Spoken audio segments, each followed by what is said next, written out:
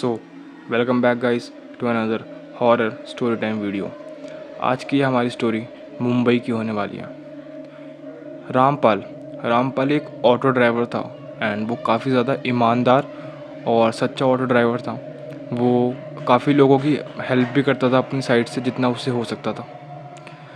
एक दिन रामपाल को एक ऐसी सवारी मिली, एक ऐसा पैसेंजर मिला जिसको गोरेगांव के किसी एरिया में जाना था एंड रात का काफ़ी ज़्यादा टाइम हो गया था।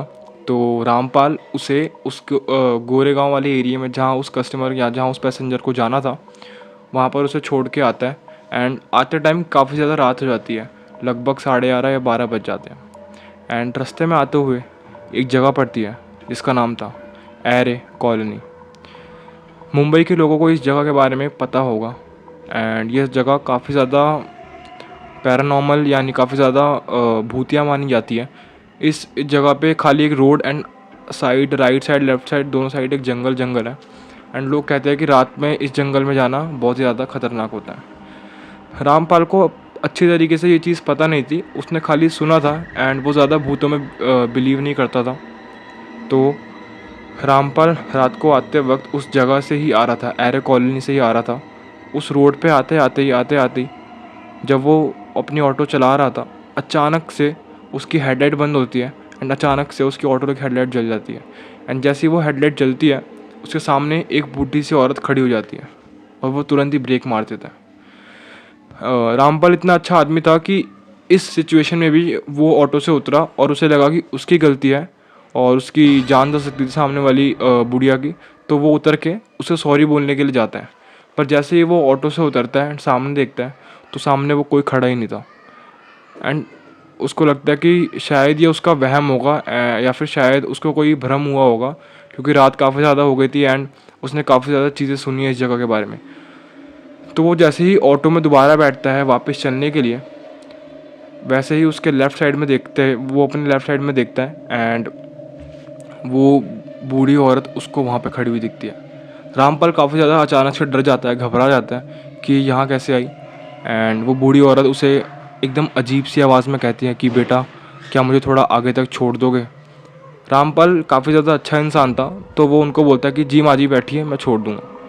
वो बूढ़ी औरत जैसे ही उस ऑटो में बैठती है और रामपाल अपना ऑटो चालू करता है और वो आगे जाने लग जाता है। थोड़ी दूर बाद रामपाल उससे पूछता है कि आपको जाना कहाँ पे है माँ जी। तो वो जो बूढ़ी औरत होती है वो कुछ कहती नहीं है। उसके चेहरे पर पूरे बाल ढके होते हैं और उसके कपड़े पूरे फटे फटे होते हैं। तो रामपाल को लगता है कि शायद वो गरीब होगी और उसके पास पैसे नहीं होंगे, तो इसलिए वो कुछ कह नहीं रही। तो रामपाल उससे दोबारा पूछता है कि डरिए मत माँ जी, मैं आपसे कोई पैसे नहीं लूँगा, आप बस जगह बता दीजिए आपको कहाँ जाना है, मैं आपको छोड़ दूँगा। और फिर वो जो बूढ़ी औरत होती है वो अचानक से एक अजीब सी साउंड में हंसने लग जाती है, एक बहुत ही ज़्यादा क्रीपी वे में हंसने लग जाती है। एंड रामपाल को कुछ समझ नहीं आता है। एक पल को उसको लगता है कि क्या ये कोई पागल औरत है या फिर ऐसी सड़क पर घूम रही थी। और जैसे ही वो ऑटो चला रहा होता है, वो ऑटो नहीं रोकता है, वो चला ही रहा होता है।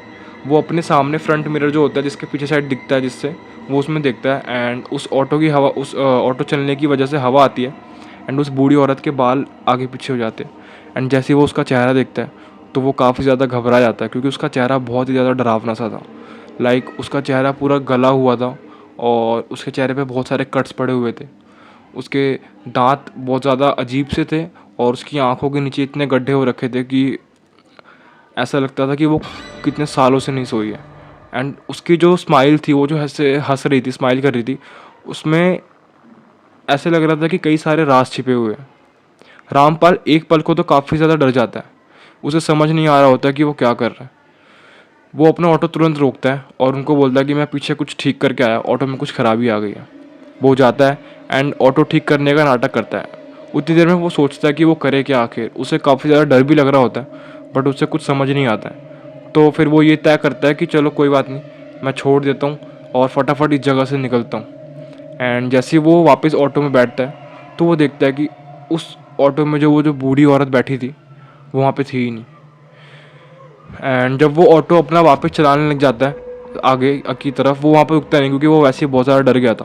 तो जब वो अपना ऑटो चलाने लग जाता है वापस, तो वो देखता है कि साइड से एक ऑटो जा रहा होता है एंड वो जो बूढ़ी औरत होती है वो उसी ऑटो में बैठी होती है।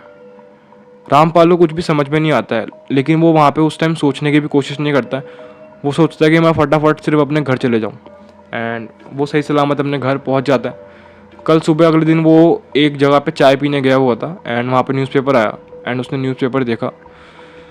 तो न्यूज़पेपर में एक न्यूज़ आई थी कि कल रात गोरेगांव के आगे एरे कॉलोनी में रात को एक ऑटो का एक्सीडेंट हो गया था। एंड जब उसने वो देखा तो उसमें एक साइड में फ़ोटो लगी हुई थी ऑटो ड्राइवर की, एंड उसने रियलाइज़ किया कि ये वही ऑटो ड्राइवर है जो कल रात को उसके साइड से निकला था। एंड रामपाल को कुछ भी समझ नहीं आया था, एंड वो सिर्फ भगवान का शुक्र मना रहा था कि अच्छा हुआ कि मैं सही सलामत घर आ गया और वो बूढ़ी औरत मेरी ऑटो से उतर गई। क्योंकि जब उस ऑटो ड्राइवर के मरने की खबर आई, जो कि उस एरे कॉलोनी में ही जगह आई, उसमें ये नहीं लिखा हुआ था कि उसके साथ किसी बूढ़ी औरत की भी डेथ हुई है। सिर्फ उस ऑटो ड्राइवर की डेथ उस न्यूज़पेपर में रिकॉर्ड हुई थी। So that's all for the today story time video. अगर ये हॉरर स्टोरी टाइम या हॉरर स्टोरी आपको अच्छी लगी हो तो यार प्लीज़ लाइक ज़रूर कर देना, मुझे मोटिवेशन मिलता है। एंड सब्सक्राइब कर देना।